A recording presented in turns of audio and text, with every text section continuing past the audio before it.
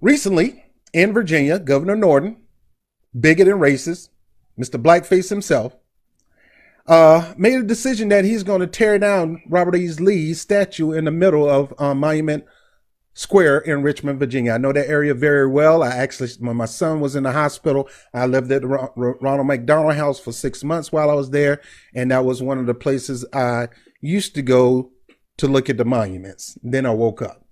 I thought it was something beautiful. Then I woke up and realized, no, these are people who oppress my people. And so Governor Norton talked about tearing the statue down.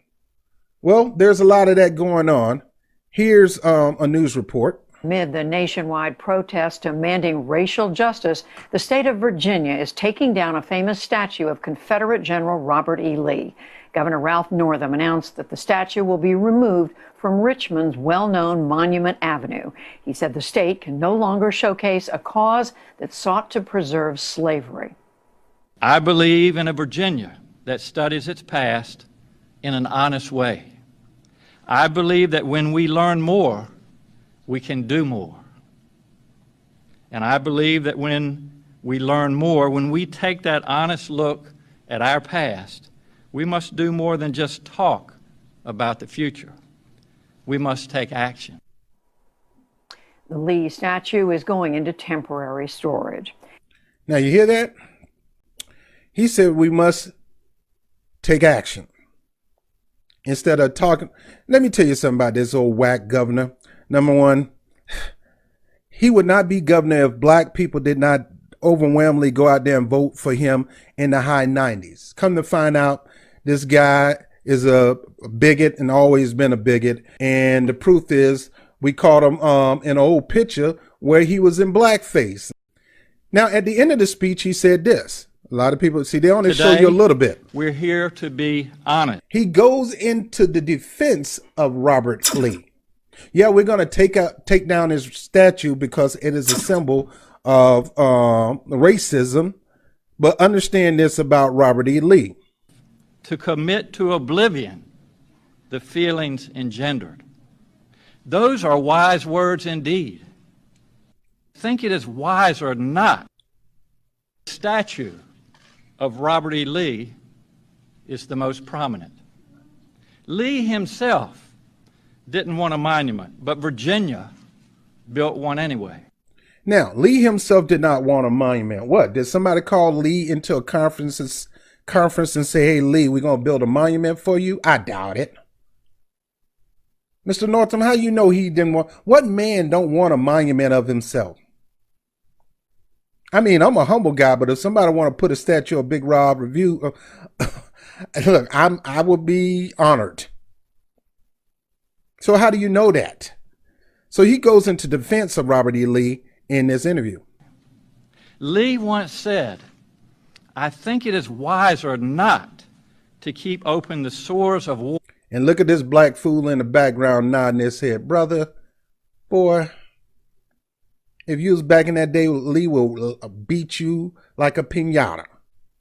If you was a rebellious slave on one of his plantations. Yeah, Robert E. Lee was a plantation owner with multiple plantations. But to follow the example of those nations who endeavored to obliterate the marks of civil strife, to commit to oblivion the feelings engendered. Those are wise words indeed. So what happened? Virginia leaders said, we know better. At the moment, I feel like Kanye West about to take the microphone from, what's her name? Instead of choosing to heal the wounds of the American Civil War, they chose to keep them on display right here in Richmond. They launched a new campaign to undo the results of the Civil War by other means. You see, in Virginia, we no longer preach a false version of history, one that pretends the Civil War was about state rights and not the evils of slavery.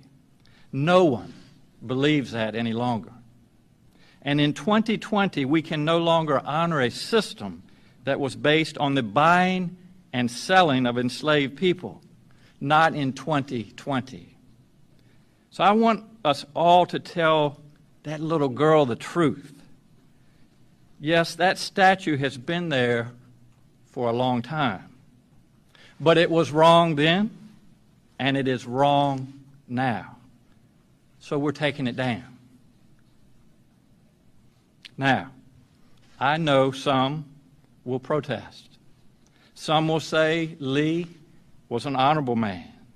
I know many people will be angry. But my friends, I believe in a Virginia that studies its past in an honest way. I believe that when we learn more, we can do more. And I believe that when we learn more, when we take that honest look at our past, we must do more than just talk about the future. We must take action.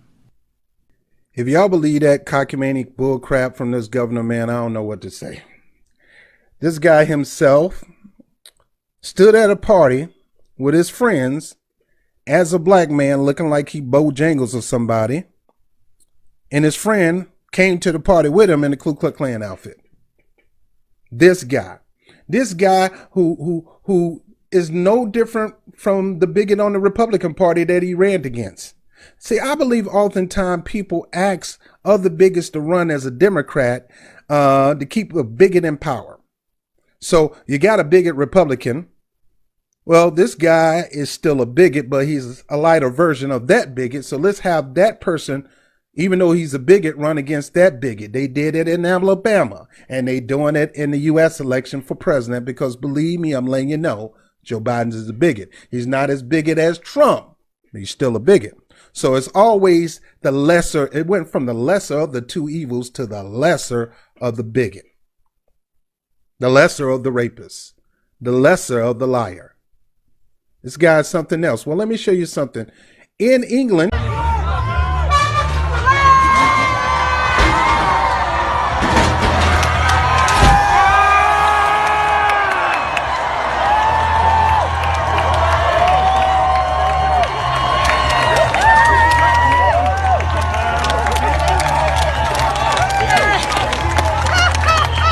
in Richmond, they did topple down a couple Confederate statues in that same square during protests. Here, protesters tear down a statue of Confederate general in Richmond. That's near the Confederate statue of Robert E. Lee. This is the statue of William Carter Wickham. Now, that Robert E. Lee statue, they tried to pull that sucker down, but it's not easy to pull down. To this day, it's still up there. What happened, Governor? I thought you was going to take it down. You have yet to take it down. So this is what I'm saying, man. These people talk with both sides out their mouth and also out their butt. They don't know what the heck they're talking about. People are being fed up with white supremacy, and you got white people that is joining forces with black people to get rid of white supremacy.